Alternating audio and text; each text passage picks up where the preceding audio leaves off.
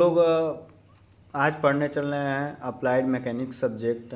Applied mechanics में अभी तक पिछले वीडियो में हम लोग सेंटर ऑफ ग्रेविटी के न्यूमेरिकल पढ़े हैं। पिछले 2 वीडियो में उसके पहले सेंटर ऑफ ग्रेविटी के बारे में पढ़े हैं। आज हम लोगों का एक नया चैप्टर शुरू करने चल रहे हैं हम लोग, सिंपल मशीन सरल मशीन।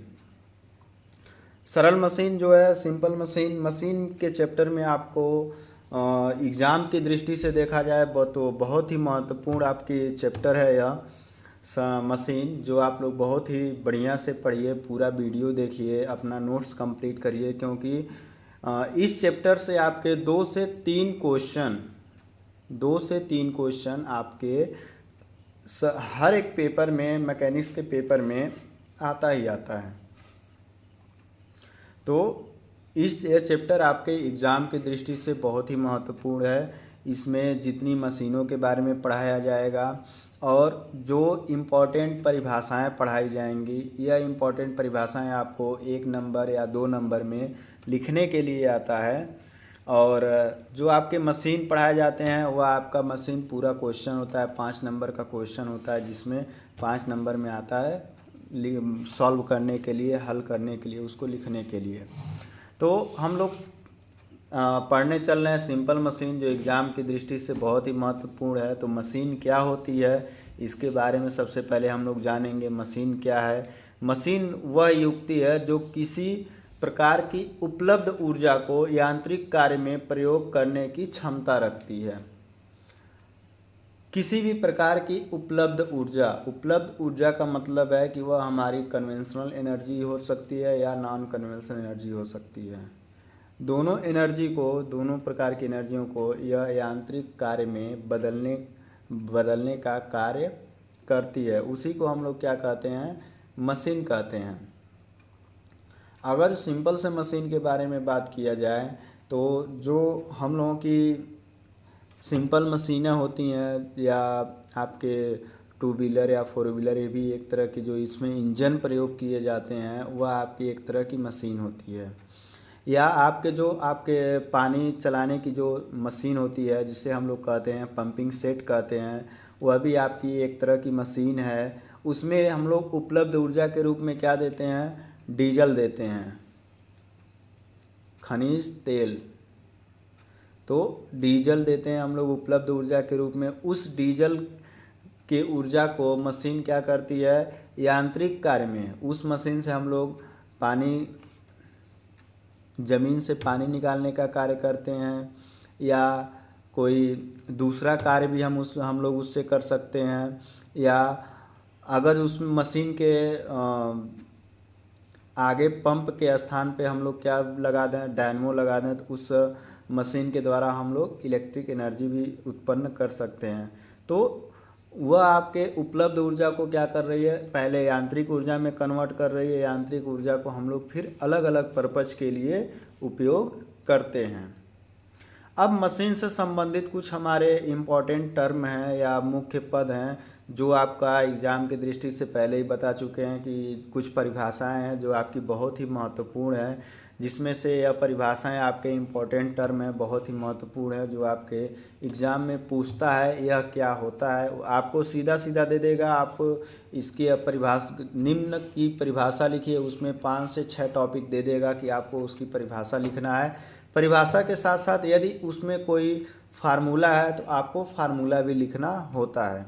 तो यह छोटे छोटे क्वेश्चन होते हैं जो आपके एग्ज़ाम में पूछते हैं, बहुत ही महत्वपूर्ण होते हैं। बस आपके 2-2 लाइन के परिभाषाएं होती हैं, 1 लाइन का फार्मूला होता है, इतना ही आपको लिखना रहता है। सबसे पहला है भार या बोझ उठाने की मशीन क्या होती है।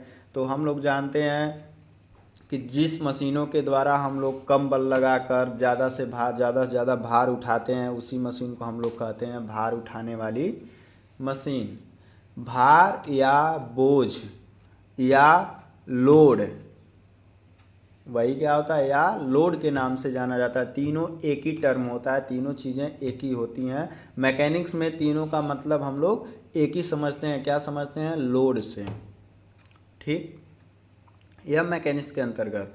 तो मशीन क्या है? कम बल लगाकर अपेक्षाकृत अधिक भार उठाया जाता है, उसे हम लोग क्या कहते हैं? भार उठाने की मशीन कहते हैं। दूसरा परिभाषा है प्रयास, इफोर्ट क्या होता है। अब प्रयास के बारे में जानेंगे। इफोर्ट, मशीन पर लगाए गए बल को सामान्यतः मशीन पर लगाए गए बल को सामान्यतः प्रयास या आयास, इफोर्ट कहते हैं। प्रयास या आयास दोनों एक ही चीज़ है। यह हम पहले भी एक बार आप लोगों को बता चुके हैं कि जब हम लोग हम आपको पढ़ा रहे थे लीवर के प्रकार, टाइप ऑफ लीवर, तो उसमें हम बताए थे कि आयास या प्रयास आपकी दोनों एक ही चीज़ होती है, जिसे हम लोग कहते हैं इफोर्ट कहते हैं। बस नाम अलग अलग है, एक ही चीज़ें हैं। इसे कैपिटल P से प्रदर्शित करते हैं।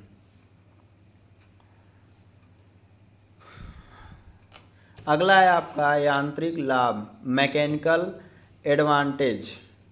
मैकेनिकल एडवांटेज को हम लोग शॉर्ट फॉर्म में MA भी लिखते हैं। शॉर्ट फॉर्म में हम लोग क्या लिखते हैं, MA। मैकेनिकल एडवांटेज क्या होता है, मशीन द्वारा उठाए गए बोझ या आप कह सकते हैं भार या लोड, तीनों एक ही चीज़ है, मतलब लोड, कैपिटल W, तथा इसके लिए लगाए गए प्रयास। मतलब कि अगर जो कोई हम कैपिटल W भार या लोड उठा रहे हैं तो उसको उठाने के लिए हम कितना बल लगा रहे हैं, वही हमारा क्या होता है, प्रयास होता है, जिसे हम लोग कैपिटल P से प्रदर्शित करते हैं। तो बोझ तथा इसके लिए लगाए गए प्रयास कैपिटल P के अनुपात को यांत्रिक लाभ कहते हैं। मैकेनिकल एडवांटेज यांत्रिक लाभ इक्वल टू W/P। यह आपका फार्मूला है, W/P होता है, यानी कि यांत्रिक लाभ इक्वल टू भार या बोझ या लोड बटे प्रयास या आयास या इफोर्ट। ठीक है।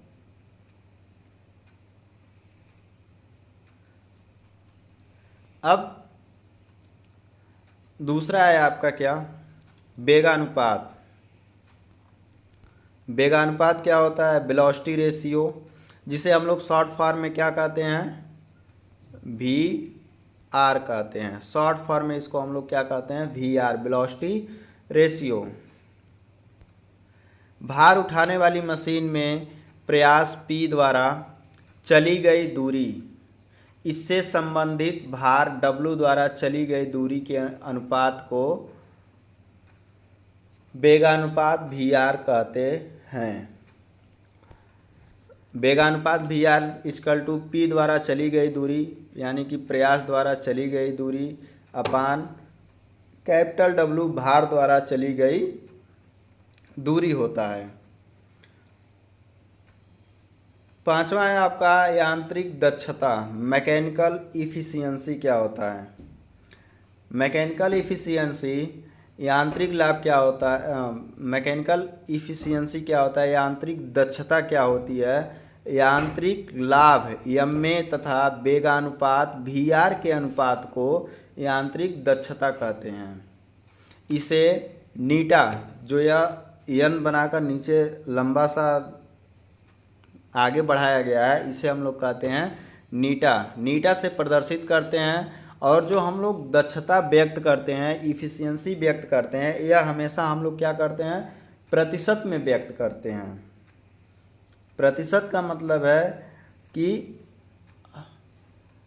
जो भी आपका मान आएगा उसमें 100 से आप क्या कर देंगे, तो उसमें हम लोग क्या करते हैं, 100 से गुणा कर देते हैं। तो अब आपकी जो वैल्यू होती है वह प्रतिशत में कन्वर्ट हो जाती है। तो यांत्रिक दक्षता नीटा इक्वल टू क्या हो जाएगा आपका, यांत्रिक लाभ MA अपान वेगानुपात VR। यह जो आपके फार्मूले अभी हम लोग लगभग 3 फार्मूले पढ़ चुके हैं, एक यांत्रिक लाभ का, दूसरा वेगानुपात का और तीसरा आपका यांत्रिक दक्षता का। यह फार्मूले आप याद रखिएगा, क्योंकि इन फार्मूलों पर आपको आगे चल के न्यूमेरिकल भी सॉल्व करने हैं, जो इस चैप्टर से आपके एग्ज़ाम में पूछता है न्यूमेरिकल। ठीक, अभी आगे भी और सारे फार्मूले मिलेंगे हम लोगों को, लेकिन ये आपके मेन फार्मूले हैं, जो इसी के आधार पे सभी फार्मूले आपको मिलेंगे। अगला है आपका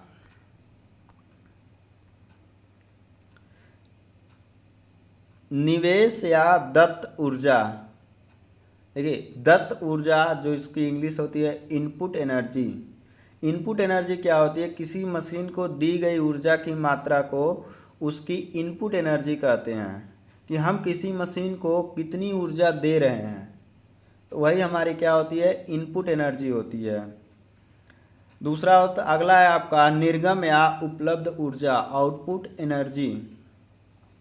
किसी मशीन में इनपुट एनर्जी का प्रयोग करके मशीन के द्वारा प्राप्त ऊर्जा को आउटपुट एनर्जी कहते हैं, कि हम किसी मशीन को कितनी ऊर्जा दिए और उस ऊर्जा को देने के बाद उस ऊर्जा का मशीन उपयोग करके कितनी ऊर्जा प्रदान किया, तो उसे हम क्या कहते हैं? आउटपुट कहते हैं। हमने किसी चीज़ को कुछ इनपुट दिया, उस इनपुट के बाद उसका उपयोग करके इनपुट का वह मशीन क्या करेगा? आउटपुट देगा। तो उसी जो आउटपुट हमें प्राप्त होगा उसी को हम कहते हैं आउटपुट एनर्जी। ठीक।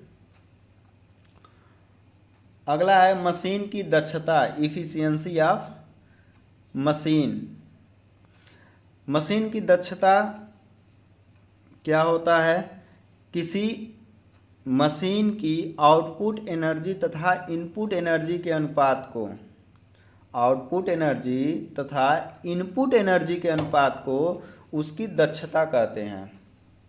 जो आपकी मशीन की दक्षता होती है कि कितना हमको आउटपुट मिला, आउटपुट अपान कितना हमने उसको इनपुट दिया, अपान इनपुट, इसी अनुपात को हम लोग क्या कहते हैं? दक्षता कहते हैं। इसे भी हम लोग दक्षता को हम लोग किससे प्रदर्शित करते हैं? नीटा से प्रदर्शित करते हैं। इसे प्रतिशत में व्यक्त करते हैं। तो नीटा इक्वल टू क्या हो गया? आउटपुट एनर्जी बटे इनपुट एनर्जी। अब यहाँ पर आपको दक्षता का दो फार्मूला हो गया। पहला फार्मूला हम लोग क्या पढ़े थे? ऊपर आते हैं, दक्षता इक्वल टू यांत्रिक दक्षता इक्वल टू क्या होता है? यांत्रिक लाभ बटे वेगानुपात होता है। पहला फार्मूला। दूसरा फार्मूला दक्षता इक्वल टू क्या है? आउटपुट एनर्जी बटे इनपुट एनर्जी। दोनों का उपयोग हम लोग अलग अलग कंडीशन के लिए करेंगे। जब कंडीशन आएगा तो आपको आगे बताया जाएगा किस कंडीशन के लिए कौन से फार्मूले का हम लोग इस्तेमाल करेंगे। दोनों हमारी दक्षता का ही फार्मूला है। ठीक। अब हम लोग बात करते हैं आदर्श मशीन के बारे में। आइडियल मशीन क्या होती है? वह मशीन जिसमें किसी भी प्रकार का कोई घर्षण कार्य नहीं करता है, कोई घर्षण कार्य नहीं करता है। इसकी दक्षता कितनी होती है? 100% होती है। ऐसी मशीनों को हम लोग क्या कहते हैं? आइडियल मशीन कहते हैं, आदर्श मशीन कहते हैं। मतलब कि यदि कोई मशीन